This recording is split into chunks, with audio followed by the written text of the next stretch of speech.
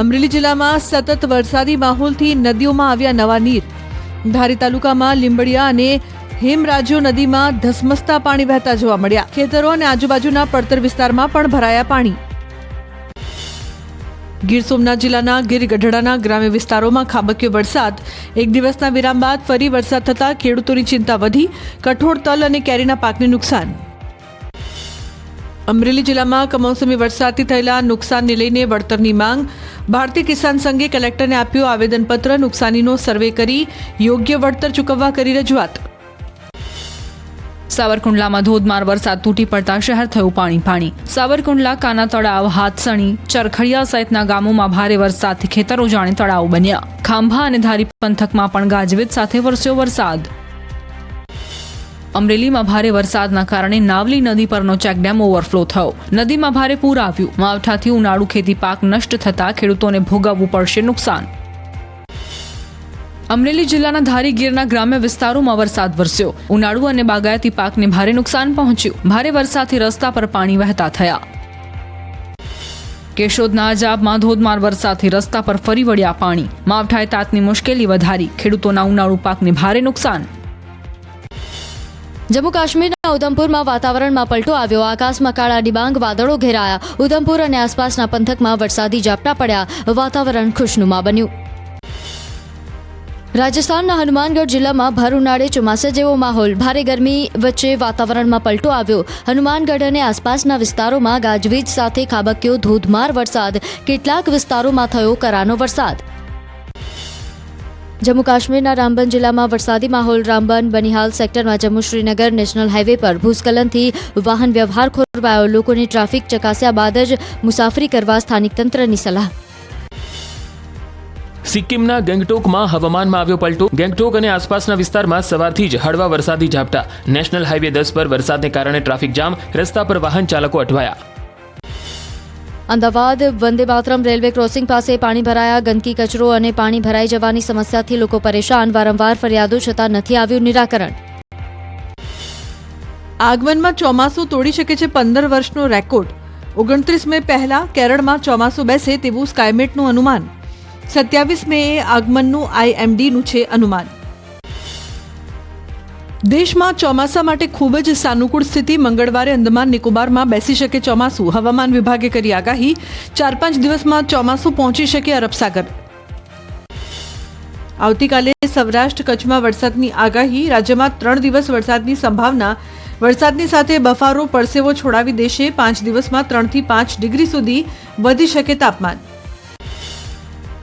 કાલથી ગુજરાતનું આકાશ સ્વચ્છ થઈ જશે. 14 તારીખ બાદ ગુજરાતમાં ગરમી વધશે. 21 તારીખ પછી પ્રી મોન્સૂન એક્ટિવિટી થશે. હવામાન નિષ્ણાંત પરેશ ગોસ્વામીએ વ્યક્ત કર્યું અનુમાન.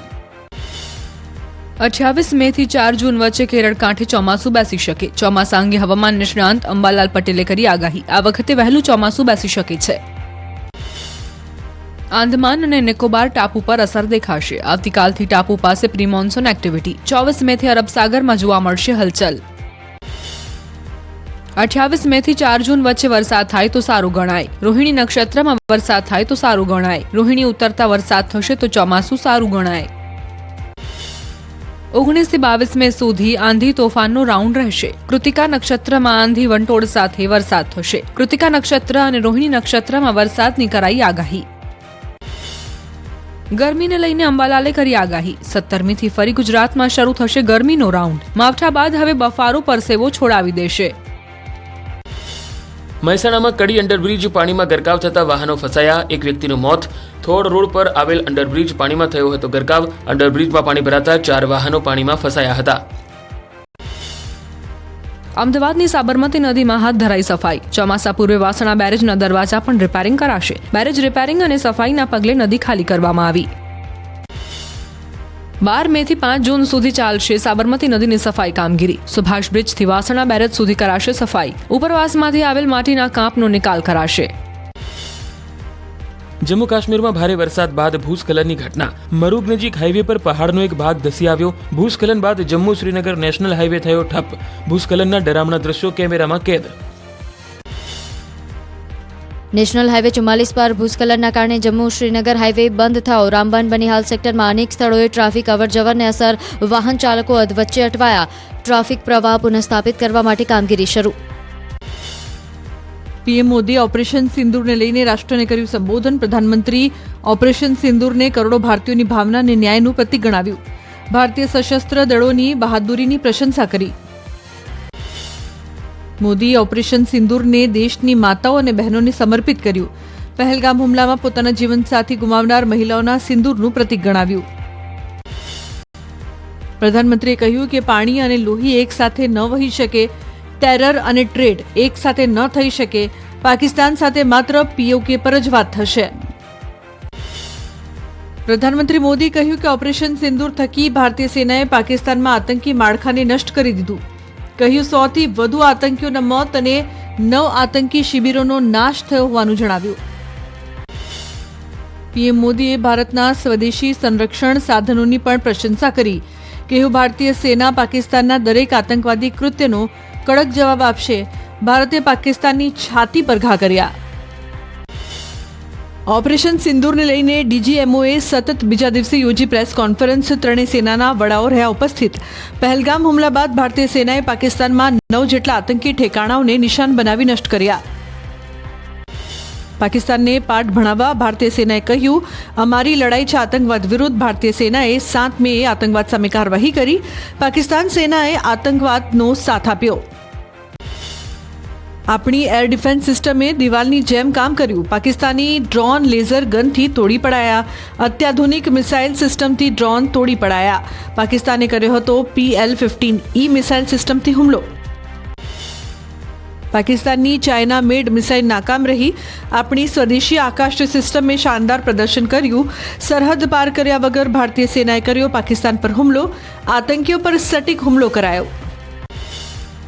પીએમ મોદીએ ત્રણેય સેના અધ્યક્ષ સાથે ઉચ્ચ સ્તરીય બેઠક યોજી. CDS Anil Chauhan PM house પહોંચ્યા હતા. ડીજીએમઓ સ્તરની વાતચીત પહેલા યોજાઈ હતી મહત્વની બેઠક. ભારત પાકિસ્તાનના સીઝ ફાયર પર અમેરિકાના રાષ્ટ્રપતિ ટ્રમ્પનું નિવેદન. અમેરિકાના પ્રશાસને ભારત પાક વચ્ચે સીઝ ફાયરમાં મદદ કરી. કહ્યું ભારત પાકિસ્તાનને વેપારની વાત કરી છે. જો સંઘર્ષ રોકાશે તો જ વેપાર થઈ શકશે. ભાજપ દેશભરમાં તિરંગા યાત્રા કાઢશે. 13 થી 23 મે દરમિયાન તિરંગા યાત્રા યોજી ઓપરેશન સિંદૂરની સિદ્ધિઓ લોકો સુધી પહોંચાડશે. ભાજપના નેતાઓ અને મંત્રીઓ યાત્રાઓનું નેતૃત્વ કરશે. LOC નજીક પહોંચી ન્યૂઝ 18ની ટીમ. પીઓકેના ગામડામાં આવેલા ઘરોનો ઉપયોગ ઘૂસણખોરી અને સીઝ ફાયર માટે થતો હોવાનો થયો પર્દાફાશ. ન્યૂઝ 18ની ટીમે પાકિસ્તાનના કાવતરાનો કર્યો પર્દાફાશ. જમ્મુ કાશ્મીરમાં સીમા પારથી થયેલા ગોળીબારમાં અનેક ઘરોને નુકસાન. મુખ્યમંત્રી ઓમર અબ્દુલ્લાએ પૂંછમાં અસરગ્રસ્તોની મુલાકાત લીધી.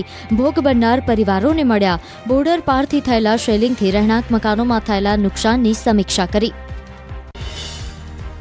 રાજૌરીમાં સ્થિતિ સામાન્ય થતાં ગ્રામજનો પાક લેવામાં જોડાયા. LOC પર આવેલા ગામડાઓમાં ખેડૂતોએ ખેતરમાં શરૂ કર્યું કામ. નૌશેરામાં પાકિસ્તાન તરફથી થઈ રહેલા શેલિંગના કારણે ખેડૂતોનો તૈયાર પાક ખેતરમાં પડ્યો હતો. તણાવના કારણે કામગીરીમાં મોડું થયું. સીઝ ફાયરના કારણે બંદીપોરા જિલ્લાના ગુરેજ ખીણમાં સ્થાનિકોએ રાહતનો શ્વાસ લીધો. ખીણમાં સ્થિતિ સામાન્ય થતાં લોકોએ વેપાર ધંધા શરૂ કર્યા. સરહદ પારથી ગોળીબારના કારણે લોકોએ બંકરનો લેવો પડ્યો હતો સહારો. ભારત પાકિસ્તાન વચ્ચે સીઝ ફાયર બાદ જમ્મુ કાશ્મીરમાં જનજીવન સામાન્ય થયું. શ્રીનગરમાં વ્યવસાયકારો પ્રવાસીઓના પરત ફરવાની જોઈ રહ્યા છે રાહ. પ્રવાસીઓ વગર દાલ લેક બન્યું સુમસામ. બોટ ચલાવી જીવન નિર્વાહ કરતા નાવિકોની રોજીરોટી પર અસર. શ્રીનગર વાસીઓનું પ્રવાસીઓને પરત ફરવા આહવાન. યુદ્ધ વિરામ બાદ જમ્મુ એરપોર્ટ ફરી ખુલ્લું મુકાયું. ભારત પાકિસ્તાન વચ્ચે તણાવ ઓછો થતાં જમ્મુ એરપોર્ટ પર મુસાફરો માટે ફરી શરૂ થઈ હવાઈ સેવા. બંને દેશ વચ્ચે સંઘર્ષના કારણે જમ્મુ સહિત દેશના 20થી વધુ એરપોર્ટ બંધ કરાયા હતા. રાજકોટમાં સિવિલિયન ફ્લાઇટ માટે ફરી શરૂ થયું હીરાસર ઇન્ટરનેશનલ એરપોર્ટ. અગાઉ યુદ્ધની પરિસ્થિતિને લઈ 15 તારીખ સુધી બંધ રાખવાની કરાઈ હતી જાહેરાત. સીઝ ફાયર બાબતે સહમતિ સધાતા શરૂ કરાયું એરપોર્ટ. પાકિસ્તાનને ટેકો આપતા અઝરબૈજાન અને તુર્કીના ટૂર પેકેજ કર્યા બોયકોટ. સુરતના અનેક ટૂર સંચાલકોએ લીધો નિર્ણય. 2024માં ભારતના 2.75 લાખ લોકોએ તુર્કી અને 2.25 લાખ લોકોએ અઝરબૈજાન દેશનો કર્યો હતો પ્રવાસ. વડોદરા મહાનગરપાલિકાના CNCD વિભાગમાં ભ્રષ્ટાચાર, મહિને 1.5 લાખ ભરણ લઈ ઢોર છોડી મૂકવાનું મસમોટું કૌભાંડ, પશુ માલિકો અને ઢોર પાર્ટીના કેચર વચ્ચેની ઓડિયો ક્લિપ વાયરલ થઈ, સંજુબાબુ અને પશુ માલિકો વચ્ચે થયેલી તોડબાજીની સંવાદનો ઓડિયો વાયરલ. સમગ્ર મામલે ઢોર પકડ પાર્ટીના અધિકારી મંગેશ જયસ્વાલનું નિવેદન ઓડિયો વાયરલ થતાં તપાસ સોંપવામાં આવી. જે હકીકત બહાર આવશે તે પ્રમાણે કરાશે કાર્યવાહી. મહીસાગર જિલ્લામાં નલ સે જલ યોજનામાં છલને લઈને સરકારે કરેલી કાર્યવાહી પર સવાલ. જિલ્લાના સરપંચોએ એકજૂટ થઈ કલેક્ટરને આપ્યું આવેદનપત્ર. પંચાયતોને ફટકારેલી નોટિસ મામલે યોગ્ય ન્યાય નહીં મળે તો સરપંચોએ ઉચ્ચારી રાજીનામાની ચીમકી. અંબાજીમાં ઠેર ઠેર મહાકાય જોખમી હોર્ડિંગ્સથી લોકોમાં ભય. નગરપાલિકાની બેદરકારી સામે ઉઠ્યા સવાલો. તંત્રએ માત્ર ટેલિફોનિક સૂચનોથી જ સંતોષ માન્યો હોવાના આરોપ. અંબાજીમાં ચોમાસા વખતે જોખમી હોર્ડિંગ્સ ઉતારી લેવા ઉઠી માંગ. વેપારીઓએ તંત્રને કરી રજૂઆત. વરસાદ અને વાવાઝોડા જેવી સ્થિતિમાં હોર્ડિંગ્સ પડે તો સર્જાઈ શકે મોટી દુર્ઘટના. નસવાડીમાં ધોરણ 10 બોર્ડની પરીક્ષામાં નિરીક્ષકોની બેદરકારી મામલે કાર્યવાહી.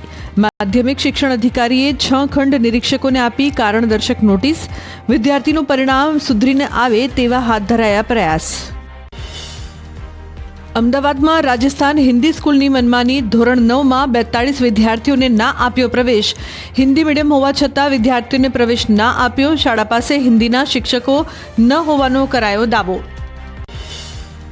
જીપીએસસી દ્વારા લેવાતી આસિસ્ટન્ટ પ્રોફેસરની ભરતીમાં ઇન્ટરવ્યૂનું ભારણ ઘટાડવા કોંગ્રેસની માંગ. કોંગ્રેસે ઇન્ટરવ્યૂનું ભારણ 50%થી ઘટાડી 10થી 13% રાખવા કરી માંગ. ગુજરાતમાં ભરતીમાં 50% ભારણથી મનીષ દોશીએ અન્યાયની લાગણી વ્યક્ત કરી. ભરૂચ જિલ્લા ભાજપના નવા પ્રમુખ અને હોદ્દેદારોને લઈને છેડાયો વિવાદ. આપ અને કોંગ્રેસમાંથી આવેલા લોકોની પ્રમુખ અને હોદ્દેદારો બનાવતા સાંસદ સહિત ભાજપ નેતાઓ નારાજ. જિલ્લા ભાજપ પ્રમુખ આદિવાસી નેતા હોય તેવી કરાઈ માંગ. સુરતના ડભોલી વિસ્તારમાં પતરાના શેડમાં વારંવાર આગની ઘટના બાદ તંત્ર જાગ્યું. ગેરકાયદેસર પતરાના શેડ દૂર કરવાની હાથ ધરાઈ કામગીરી. વર્ષોથી બાંધેલા પતરાના શેડને લઈ તંત્રની કામગીરી સામે ઉઠ્યા સવાલ. વલસાડ જિલ્લામાં તાડનું ઝાડ સાબિત થઈ રહ્યું છે કલ્પવૃક્ષ. એક પણ રૂપિયાના ખર્ચ વિના તાડનું ઝાડ આર્થિક ઉપાર્જનનું સાધન બન્યું. માત્ર તાડના ઝાડ પરથી ફળ નીચે ઉતારવા માટે લાગે છે મજૂરી ખર્ચ. જમ્મુ કાશ્મીરમાં ખીણમાં બદામ અને અખરોટની માંગમાં થયો વધારો. વાઘા બોર્ડર પર તમામ વ્યાપાર સ્થગિત થતા પુલવામા વિસ્તારમાંથી ડ્રાયફ્રૂટની માંગ વધી. સ્થાનિકોએ વિદેશથી આયાત થતા સફરજન અને અખરોટ પર પ્રતિબંધની કરી માંગ.